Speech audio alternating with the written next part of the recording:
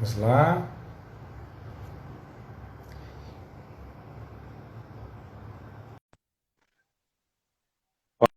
Boa noite, Bruna. Boa noite, Ingrid. Boa noite, Tânia. Estamos voltando aqui. Live tem dessas coisas, né? Live parece que foi feito para cair. Nós estamos aguardando a Thaís. Mas enquanto a Thaís está entrando aí, eu estava falando, por exemplo, do cuidado que nós devemos ter com aqueles cartões de dizimista, porque eles têm um motivo para existir. E ali no cartão de dizimista, normalmente tem dados pessoais. Ei, Thaís, você está retornando? Eu estou voltando naquele ponto do cartão de dizimista, já estou adiantando algumas coisas enquanto as pessoas estão entrando. O Rubem, a Gisele, a Bruna entrou aí. Você está me ouvindo? Fale aí que eu não estou te ouvindo. Bruna. A Thaís está com a falhazinha. Serra tá, deve ter muita gente utilizando o sistema na Serra, né? Então, vamos ver se tirando e colocando a Thaís a gente retoma. Bom, mas enquanto a Thaís retorna aqui, eu vou falar um pouco sobre essa questão do carnê do dízimo. Então, por exemplo, é, toda a coleta de dados pessoais e o tratamento de dados pessoais de dentro da igreja, ela é baseada num porquê, numa finalidade. Então, se a finalidade do cartão de dízimo é trazer informações para o tesoureiro, ele não pode estar mais à disposição de todos ali. Então, a igreja vai ter que trabalhar no sentido de encontrar uma nova opção, uma opção seja eletrônica, mas tem que ser uma opção segura para a questão do tratamento de dados. Então, tem que assegurar com muito carinho, com muito cuidado, essas questões. E, Thaís, você já está aí, está me ouvindo?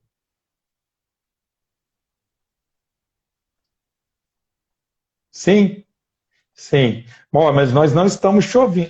Eu tô Ah, ouvindo. agora está voltando ao pouco sua fala, mas eu vou adiantar aqui alguma.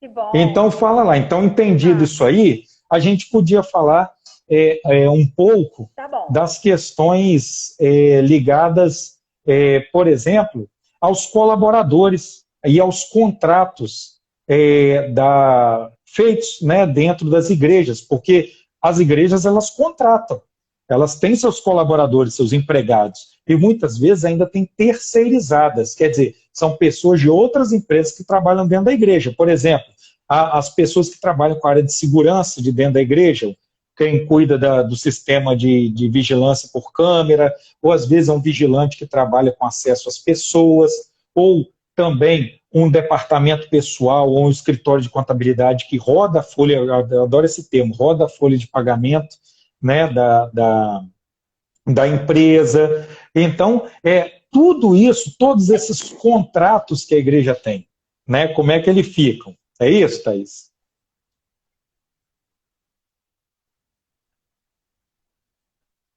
Então, eu não estou Sim. conseguindo te ouvir bem, mas nós vamos Sim, Thaís, continuar. você tá me ouvindo agora? Está com atrasozinho, mas a gente está conseguindo falar. Vamos lá. Né? Então, nesse caso, todos esses Pronto. contratos, sejam os contratos com os Tá bom. fornecedores, quer dizer, aquelas pessoas que fornecem algum produto e serviço à igreja, seja o contrato com seus colaboradores, devem ser revisados. O que é isso? Devem ser lidos e, se eles não se adequam à Lei Geral de Proteção de Dados, aqueles contratos devem receber aditivos. Então, tem que haver aditivos de contrato nesse caso. É necessário. Outra coisa também é notificar, e seja por meio de carta ou por meio de e-mail, todas essas empresas que fornecem serviço, perguntando se elas estão adequadas à Lei Geral de Proteção de Dados. Porque se elas não estiverem, é ideal que as igrejas ou retirem, troquem por uma outra empresa que está adequada, ou deem um prazo para elas se adequarem. Porque se assim não for, essas empresas podem, a igreja pode ser responsabilizada civilmente por conta da falta de adequação daquelas pessoas. Então, vou dar um exemplo muito simples. vamos dizer que a igreja tem 3, 4 colaboradores. E esses colaboradores, lá, uma secretária, uma pessoa da limpeza, o zelador e tal, essas pessoas são feitas, rodadas a folha de pagamento delas, num escritório de contabilidade. Então, os dados estão na igreja, são transferidos para o escritório de contabilidade, que vão preparar aqueles dados para gerar uma folha de pagamento num banco. Então, nós temos aqui pelo menos 3 pessoas, um banco, uma igreja e um escritório de contabilidade. Então, todos esses 3 têm que estar adequados à Lei Geral de Proteção de Dados. Por quê? Porque se o banco ou o escritório de contabilidade não estiver adequado à Lei Geral de Proteção de Dados, ou houver um vazamento de dados, um incidente, uma perda, um vazamento, um acesso ilegal àqueles dados, a igreja também pode ser responsabilizada. Ela é corresponsável por isso. Por quê? Porque ela tem obrigação de contratar empresas que estejam de acordo com a lei. Então, a ideia é essa. É muito importante essa observação aí. Não, eu não consigo te ouvir. Eu vou te derrubar de novo para que você entre. Mas eu vou continuar a partir daqui, tá? Então, se vocês tiverem perguntas, vocês podem ir colocando aqui, que eu estou vendo, eu estou acompanhando, né? E posso ir respondendo perguntas, enquanto a Thaís vai retornando. Uma coisa muito importante ser observada sobre a Lei Geral de Proteção de Dados aplicados à igreja também são as questões de púlpito, né? O que são as questões de púlpito? São as questões ligadas ao que se fala do púlpito. Então, por exemplo, um pastor ou um padre ou qualquer líder religioso que receba uma informação de uma das pessoas daquela igreja e fale aquela informação de púlpito sem autorização da pessoa para aquilo, além de estar ferindo a privacidade do indivíduo, ele também está ferindo a Lei Geral de Proteção de Dados. Por quê? Porque ele recebeu uma informação de uma pessoa e transmitiu aquela informação, quer dizer, ele utilizou aquela informação que estava sob sua guarda e transmitiu ela sem autorização da pessoa. Isso por si só já é possível de gerar dano. Então, mesmo quando vai se contando uma história de púlpito, tem que se tomar o cuidado para quê? Para que não se identifique, nem de forma indireta, aquela pessoa que está sendo contada a história, aquele titular dos dados. Então é muito importante essa observação. Aquela reunião de oração da igreja, né? Às vezes a irmã fala assim, olha por mim que eu estou com esse problema assim, assim, assim. Aí manda uma mensagem WhatsApp escrita para a irmã, irmã, isso aí eu posso falar lá no grupo de oração mesmo? É importante, né? Falar sobre isso? Sim, é importante colocar lá pelo menos uma prova de WhatsApp que a irmã autorizou falar do problema dela e autorizou individualizar, quer dizer quem é essa pessoa, né? Isso é muito importante observar. Então, todas essas questões já estão em vigor. O que ainda não está em vigor da Lei Geral de Proteção de Dados que é importante observar? Bom, as punições administrativas, que punições são essas? Aquelas dadas pela Agência Nacional de Proteção de Dados. Então, esse tipo de punição, que é a multa, os bloqueios e assim por diante, essas punições, vamos chamar a Thaís aqui mais uma vez para participar com a gente, tomara que dê certo. Essas punições, elas só vão entrar em vigor em agosto de 2021. Porém, para mim, eu acho que a punição mais difícil de lidar é o descrédito de uma comunidade religiosa por conta da comunidade religiosa. Aqui, vamos ver se Thaís retorna agora.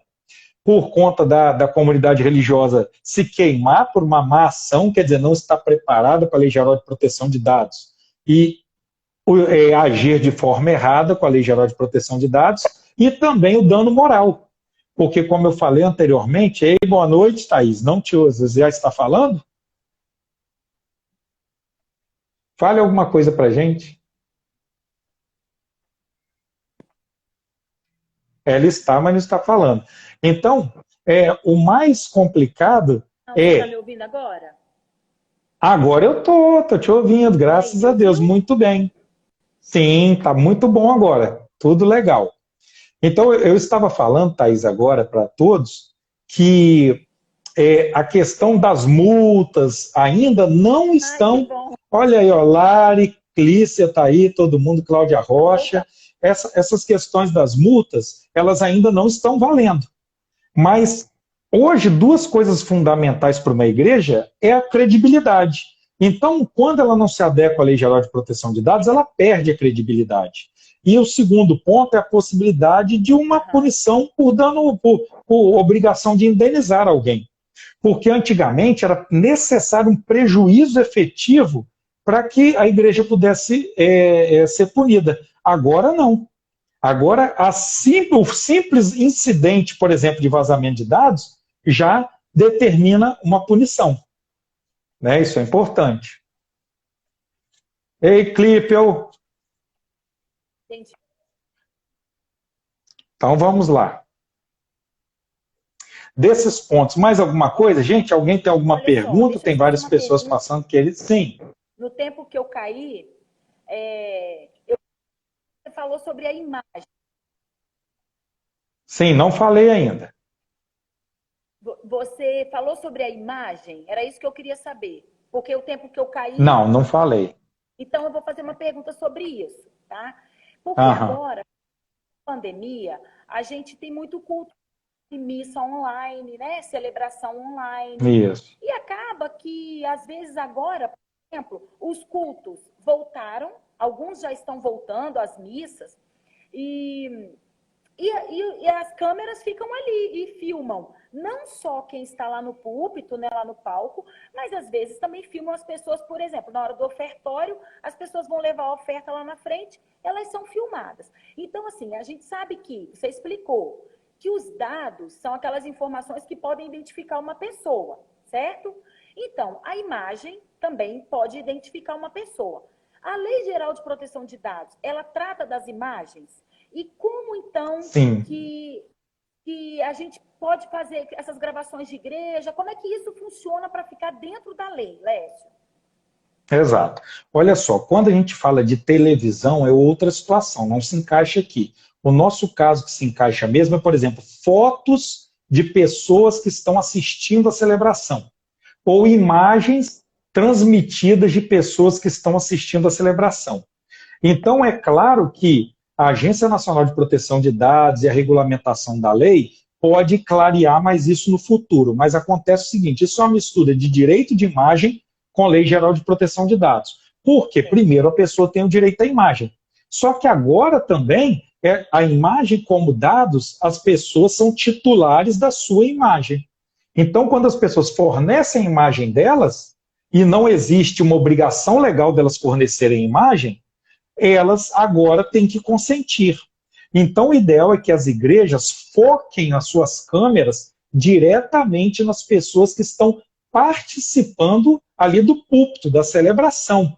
Né? Os músicos, o pregador, a pessoa que vai dar um aviso, assim. Por quê? Porque essas pessoas, livremente, claramente, estão participando de uma celebração e são membros daquela comunidade e tem por certo que as suas imagens estão sendo transmitidas. Mas isso não quer dizer que uma pessoa que visite uma igreja ou seja membro de uma igreja tenha o desejo de ver sua imagem transmitida pelas redes sociais.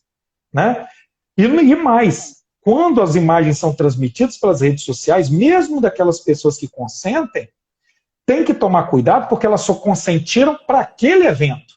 Não quer dizer que quando eu uso a imagem, eu transmito uma celebração, eu tenho o direito de usar aquela transmissão para fazer publicidade. Eu não posso fazer isso mais. Por quê? Porque o direito sobre os dados da imagem e dos dados daquele indivíduo é só para aquele ato. Então, de preferência, que as igrejas agora que façam transmissões online, pelas redes sociais, YouTube, foquem nas pessoas que efetivamente dirigem a celebração, não mais nos indivíduos, porque isso pode gerar problemas futuros. E cuidado, principalmente, com a imagem de crianças. Tá? As imagens de crianças são coisas assim, exato. Sabe aquele mural da igreja onde a gente vai colocando foto dos eventos e tal? Então, aqueles murais também, se as pessoas não consentiram que a foto que foram tiradas sejam para publicação em murais, também isso não é possível mais. Né? Ah, Lécio, então para que eu vou tirar foto? Bom, é a pergunta importante. Toda vez que eu trato, quer dizer, que eu coleto um dado, eu tenho que sempre fazer uma pergunta: para que eu estou fazendo aquilo? E por quanto tempo eu preciso daquilo? Se não tem um porquê, não faça. Porque a partir de agora você pode ser punido. Então agora é o quê? A coleta, é o tratamento mínimo de dados. É qual mínimo de dados você precisa coletar para que você exerça a sua atividade. Então, qual o mínimo de dados que uma igreja precisa de ter dos seus colaboradores, dos seus membros, dos seus visitantes, daqueles que visitam o site, daqueles que assinam um contrato? Então, tudo isso é muito importante para que as pessoas comecem a entender que é uma legislação séria. Aí você fala assim, Lécio, mas uma legislação começa a criar um problema enorme para a gente? Não. Quando, há muitos anos atrás, o Código de Defesa do Consumidor entrou em vigor, os empresários ficaram de cabeça em pé, né, o cabelo em pé. Mas o tempo vai passando e aquilo vai, né, se integrando ao nosso dia a dia e a gente vai aprendendo a lidar com aquilo. Né? E tem uma metodologia sobre a implementação que você pode perguntar aí. Isso, eu também vou perguntar sobre isso. Mas antes, Lécio, então, só para a gente entender aqui, porque aqui tem pessoas, por exemplo, a Bruna está perguntando, ela é uma pessoa ativa na igreja, a gente a conhece.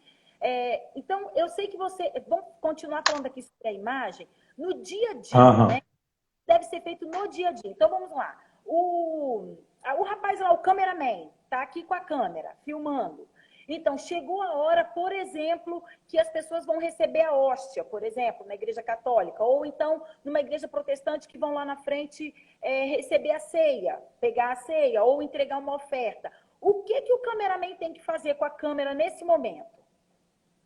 Exato. Esse momento, por exemplo, da Eucaristia na igreja católica, ou o momento da ceia na igreja protestante, ou outros momentos onde as pessoas precisam de ir à frente, e não em outros cultos religiosos, né? Celebrações religiosas, essas pessoas têm que ser preservadas. Então, por exemplo, a câmera, nessa hora, deve ser desviada. Ou se a empresa tiver melhor, se for uma empresa que transmite, essa imagem dessas pessoas sejam desfocadas, né? Não fiquem mais no foco essas pessoas. Essas imagens sejam desfocadas. Então, funciona dessa forma. Por exemplo, na Igreja Batista de Coimbra, lá na Europa, né, lá em Portugal, nós estávamos lá até junho e nós, antes da pandemia, fazíamos a transmissão do culto. Então, na hora que as pessoas iam levar a oferta à frente ou qualquer coisa, o que já era comum lá? A imagem desviada. A imagem era virada para o alto ou para um canto até aquele momento acabar e a imagem retornar para onde estava. Então, isso é muito importante, é um cuidado importante. Tá? Por quê? Porque essa imagem não pode individualizar as pessoas. Esse que é o grande ponto. Né? As pessoas não podem ser individualizadas. Por duas questões. Primeiro, a questão de direito à imagem é uma coisa, não, e também, hoje, como a imagem como proteção de dados. Entendi.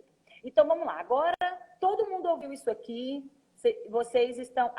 tem uma pergunta aqui da Ingrid. Olha, o Ministério de Louvor, dá para se fazer um termo autorizando os que já são mais frequentes? O Lécio já explicou sobre isso, né, Lécio? Que as pessoas que estão no púlpito, elas já consentiram que a imagem delas seja divulgada, não é isso? Elas já estão ali na frente. Exato.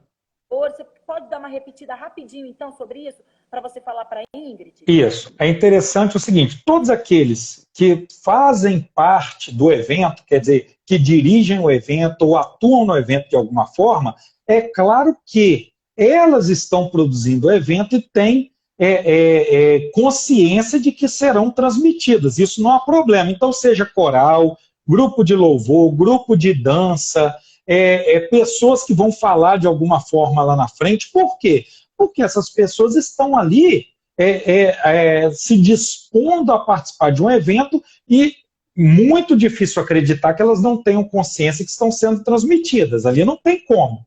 Agora, as pessoas que vão à celebração só para assistir, né, é claro que elas não foram ali para ser filmadas, nem só porque estão ali, estão consentindo. Então, neste caso, não. Mas qualquer uma que vá à frente, participar, seja cantor, seja coral, assim por diante, ou igrejas visitantes, grupos visitantes, todas elas estão aí, não há problema em transmitir as imagens dela, tá? No coral infantil, né, também aí há uma presunção que aquelas crianças estão ali, foram autorizadas pelos pais de participar do coral e vão ter suas imagens transmitidas sim, mas só para aquele evento. Depois você não pode cortar a imagem das crianças cantando ali e expor de outra forma, fazer uma publicidade.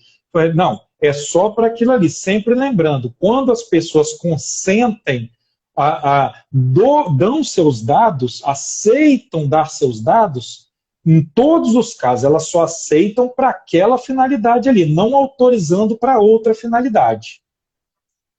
Então, assim, e sobre a imagem de crianças, se for utilizar a imagem de crianças para o que for, de preferência, não coloque nas redes sociais, não coloque em murais, não coloque em lugar nenhum. Tá? E se for o caso, for muito necessário, desfoque o rosto das crianças ou coloque o emojizinho na frente. Né? Nós tivemos 2 anos e meio lá em Portugal e eu e Thaís a gente achava muito estranho, que a gente sai daqui com aquele desejo de tirar foto, mostrar foto, botar foto em redes sociais e todos os nossos amigos portugueses, eles não postam foto dos seus filhos de criança nas redes sociais ou quando fazem com aquele emojizinho na frente assim. Então, só para esclarecer, vai fazer parte do evento, vai fazer parte da apresentação, não há problema, não precisa de autorização, consentimento, nem nada, porque você já está fazendo parte. Agora, você não pode expor aquelas pessoas que só foram assistir à celebração, essas que não podem ser expostas.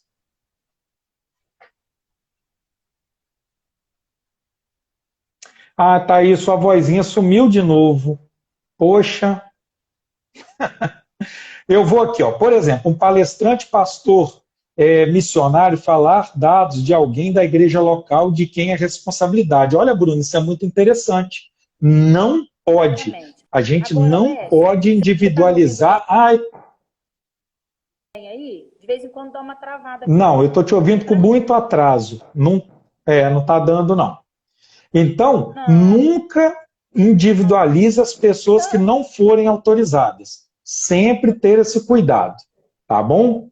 Então, é sempre bom individualizar, não individualizar. Vai contar um fato, conto de forma bem genérica, porque mesmo a individualização indireta, quando você está falando do púlpito, pode gerar, sim, o direito de indenizar. Porque aqueles dados, aquela situação da pessoa e aqueles dados que você recebeu dela não foram recebidos para isso. Então, não deve ser utilizados para isso. Agora, não, a pessoa, não, olha, vai lá, fala, tal e tal, aí sim. Aí deve falar. Vamos lá, Thaís, quero perguntar sobre o que a igreja deve fazer agora. Bom, bem legal. Então, preste atenção aqui todos, que isso é muito importante esse momento agora. Lécio, eu entendi. Então, a lei entrou em vigor, é necessário nós termos um cuidado tremendo com a questão da exposição de dados. E o que são dados? Toda a informação de um indivíduo que pode individualizá-la. Por exemplo, identidade, CPF, nome, e-mail, IP da sua máquina, né? Então, o endereço da pessoa pode individualizar. Que endereço é esse? Da pessoa tal, então pode ser uma das pessoas daquela casa. Então, tudo isso tem que tomar cuidado a partir de agora. Então, tem que tomar esse cuidado. Agora, Lécio, e a minha igreja? Como é que eu faço para a minha igreja entrar em conformidade com a Lei Geral de Proteção de Dados? Agora eu estou entendendo. Então, a lei está em vigência, minha igreja não pode ser punida ainda que as punições não entraram em vigor, mas a minha igreja pode cair em descrédito e a minha igreja pode ser punida numa ação judicial por exemplo, uma questão indenizatória. O que eu faço? Bom, primeiro reúna o conselho da sua igreja, o conselho da sua,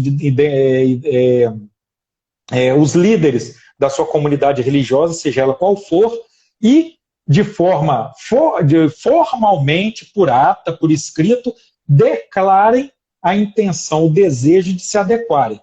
A partir daí, montem uma comissão em igrejas grandes ou igrejas menores, vão ter que indicar um responsável. O que é isso? É o responsável por todo o tratamento de dados da igreja. É aquela pessoa que dentro da igreja vai ser responsável por, se houver alguma questão ligada ao tratamento de dados, é aquela pessoa que vão procurar. Esse indivíduo tem um nome, é o DPO, tá? DPO, que é um protetor dos dados, assim, traduzindo a grosso modo. Então, toda a igreja vai ter que ter o seu DPO, seja uma pessoa contratada de fora, seja um dos membros da igreja, ou seja um dos membros da liderança ou o próprio pastor. Mas a partir de agora é necessário. É importantíssimo isso aí, independente do tamanho da igreja. Tá? Independente se a igreja tem dados físicos só ou tem dados também no computador. Não importa. Nos dois casos é necessário ter o DPO. Depois disso, notificar os seus contratos, aqueles contratados, e modificar e olhar esses contratos com carinho, fazendo termos aditivos de contrato. Isso é muito importante também. E iniciar a conformidade, dando continuidade à conformidade, fazendo um mapeamento de dados, de como seus dados são tratados na igreja, onde que eles entram, por onde eles transitam, onde eles são armazenados, como eles são eliminados, de que forma eles são eliminados, e criando um manual de proteção e privacidade de dados, criando um manual de conduta e ética da comunidade, fazendo treinamento contínuo dos membros da igreja, da diretoria da igreja, dos colaboradores da igreja, treinamento para eles, né? E além desse treinamento também, fazer um relatório de impacto de proteção de dados, que é importante também. Tá? Então, tudo isso é importante para que vocês possam adequar. Lécio, mas mesmo assim eu tenho uma dificuldade. Dá uma olhadinha no manual. Eu escrevi um e-book, Lei Geral de Proteção de Dados aplicados à Igreja. Você vai lá no feed do meu Instagram ou do perfil da minha página do Facebook. Chegando lá, você clica lá na bio, no link da bio, e clicando no link da bio, você pode baixar o livro, Manual de Proteção de Dados, tá bom? Aplicado às igrejas. Poxa, nós ficamos sem a linda voz da minha esposa, Thaís, aí, mas me ajudou aqui, que eu estou pelo menos vendo ela. Você está me ouvindo, né, amor? Dá um joinha se você está me ouvindo aí. Sim, né? Ah, meu Deus. Então, mesmo assim, se vocês precisarem de ajuda, entre em contato com a gente na bio, na página do Facebook. Nós temos uma equipe também preparada para auxiliar nisso, dando consultoria e assessoria, tá? Por favor, eu vou salvar sim, Adriana, eu vou salvar a live sim. Por favor, tem muita gente passeando por esse mundo da Lei Geral de Proteção de Dados, nunca implementou a Lei Geral de Proteção de Dados em local nenhum, e estão iniciando um trabalho aí sem o devido cuidado. Então, contratem uma assessoria, não só contratem um consultor, porque não resolve. É necessário sim a consultoria. A assessoria. É um processo custoso, tem custo, é um processo de longa duração, não se resolve de um dia para o outro, mas é um processo que resulta e vai ser muito bom. Que é muito bom que uma igreja esteja preparada para esse momento e esteja preocupada com os cuidados, né, com aquelas pessoas que visitam e também com seus membros, com os pastores, né? Então, que vocês estejam preparados. Vocês que são de alguma igreja, seja o seu rabino, o seu pastor, o padre da sua paróquia, ou seja de outra religião aí, que vocês se reúnem, né? Conversem com os líderes de sua igreja, peçam para ver a live, baixem o manual serve para qualquer comunidade religiosa, tá? E utilizem ali, e precisando, entre em contato com a gente, tirem as dúvidas, tá? Para que vocês possam entender um pouco mais sobre essas questões. Se tiverem alguma dúvida ainda, eu estou aqui olhando o feed, agradeço todo mundo que está participando, ó, desde o início, a Lindiane, né? Adriano Novaes, um abraço, Mariana, todo mundo aí, Cíntia, um abraço a todos. Ei, meu amor, você está conseguindo falar agora? Dá um tchauzinho pro pessoal, então. Ai, olha. Olha, Rúbia, muito obrigado todo mundo agora. Entre em contato com o feed. Show sempre muito bom.